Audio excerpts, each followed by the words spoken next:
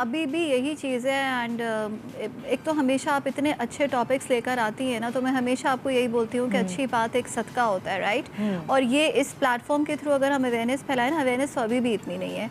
हम इमोशनली बहुत अनअवेयर कौम है, हमारे अंदर बहुत इमोशनल इलिटरेसी है। तो इमोशनल अवेयरनेस जब हमारे अंदर आएगी तब हमें पता चलेगा कि कॉम्प्रोमाइज़ इटसेल्फ की डेफिनेशन ही बहुत अलग है। वो हेल्दी भी है और वो अनहेल्दी भी है। हेल्दी वो उस वक्त होगी जब आपका म्यूचुअल एक कोऑर्डिनेशन चल रही है। फॉर एग्जांपल अगर ये लोग बात कर रहे हैं कि अगर मीनोपॉज हो गया या जो भी हार्मोनल चेंजेस हो गई है, लड़के की भी लड़की की भी, दोनों की भी हो रही हैं, तो अगर वो म्यूचुअल कोऑपरेशन से वो वाला वक्त गुजर गया ना कि कुछ परसेंट तुम साथ दे दो, 50-50%, शादी में भी तुम भी साथ दे दो, मैं भी साथ दे देती हूँ, तो then it turns into a very healthy compromise.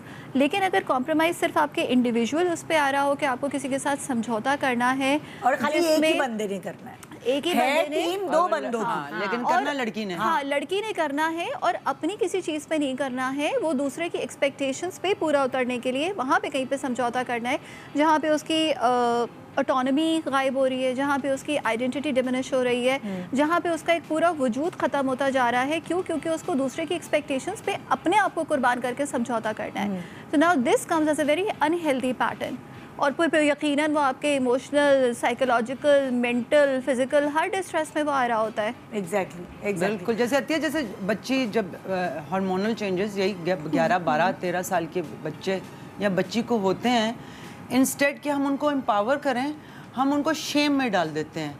वही जो हर महीने अब वो बच्ची को शर्मिंदा हो रही है ऑफ अ नेचुरल प्रोसेस के, उसको अपना आप अच्छा नहीं लगता, उसको अपना आज वो चिड़चिड़ी हो रही है, उसके हार्मोन्स चेंज हो रहे हैं, उसका एस्ट्रोजन लेवल चेंज हो गया, उसका प्रोजेस्टेरोन चेंज हो गया, चिड़चिड़ापन हो गया आपको, तो हमने उसको कह दिया, लेबल कर दिया कि ये तो चिड़चिड़ी हो जाती है। वो बेचारी, अब उसको पता ही नहीं है बेचारी बच्ची को उसके साथ क्या हो रहा है। Actually, वही मेनोपॉज में हो रहा है। वो टेंट्रम्स हम टीनेज टेंट्रम्स कहते हैं कि टीनेजर में वो मीन टीनेजर है और ये ऐसा हो रहा है और ऐसा हो रहा है। ऐसा हो नहीं रहा है बिकॉज उनकी बॉडी के अंदर जो एस्ट्रोजन और प्रोजेस्टेरोन की एंट्री हो रही है, ओव्यूलेशन होना स्टार्ट हो गई है, वो सारी चीजें। अच्छा, हर बच्चा एक जैसा नहीं होता। फॉर एग्जांपल अगर आपकी 3 बेटियां हैं तो वो तीनों उस तरह नहीं होती, उन सब में डिफरेंस होता है। कोई आपका बच्चा बड़ा काम होता है, वो किसी भी तरह से गुजर जाए वो नहीं जाहिर करता।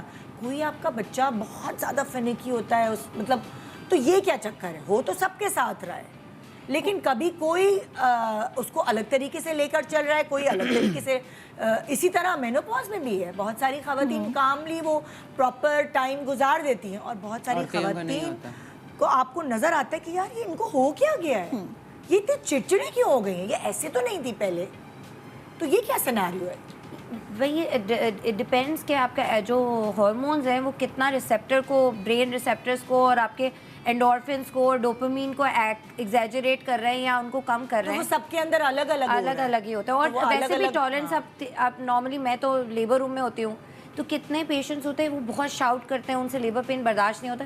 कितनी लड़कियां ऐसी होती हैं, मैं तो अभी इस एज इस टेन्योर में भी देखती हूँ कि वो खामोशी से पूरा पेन ले के डिलीवर हो जाती है, पता ही नहीं चलता। तो that depends upon your tolerance. लेकिन इसका मतलब ये नहीं है कि आप उसको बोलें कि वो गलत है। उसको, उस बच्चे को भी आपको अलग अलग तरीके से डील करना है। एक बच्चा होता है वो वोकल होता है, बोल देता है कि मुझे ये इमोशन हो रहा है, मुझे ये प्रॉब्लम हो रही है, मुझे टेंशन हो रही है, मुझे रोना आ रहा है। और कुछ बच्चे जो है उसको बर्दाश्त कर लेते हैं और इनर साइड में भी रखते हैं।